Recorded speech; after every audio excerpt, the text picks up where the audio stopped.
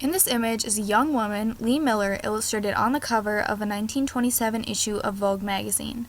She is pictured wearing the new flapper fashion, which consisted of short hair, tight hats, strands of pearls and beads, and possibly even makeup, as well as other fashion accessories. This image appeared in specific in the March 15, 1927 Vogue magazine cover. Magazines of all sorts, along with fashion companies, impacted the way flapper style made its way into the 1920s.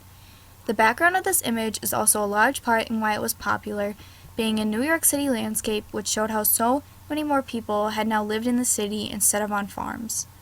Many of these magazines showed women with short hair, looser dresses, and an overall less feminine look compared to the fashion of the past. Some of the additional accessories they wore consisted of feather boas, small, usually sequined purses, and even cigarette holders. The subject of this image is the style that is shown through what Lee Miller is wearing.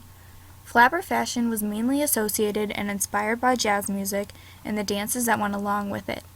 With looser dresses, it was easier to move around and dance compared to being in very tight clothing that restricted any sort of movement. Most of these dresses came to about the knee, typically having fringe around the hem, making the dress seem longer for a more conservative look. Short hair was also a benefit while dancing, seeing as it would be out of the way and more manageable. Women that embraced this flapper fashion believed in the new, prominent ideas of modernism and freedom. The historical connection that this image has is the birth of the flapper fashion of the 1920s, bringing out a new style and evolving the choice of clothing for women. The point of view of the image's creator, or the purpose for creating this image, was to spread the new style of clothing and physical appearances that would inspire women to start dressing this way, and taking into consideration how it would make their lives easier in the terms of dancing to jazz music, or even just in their everyday lives.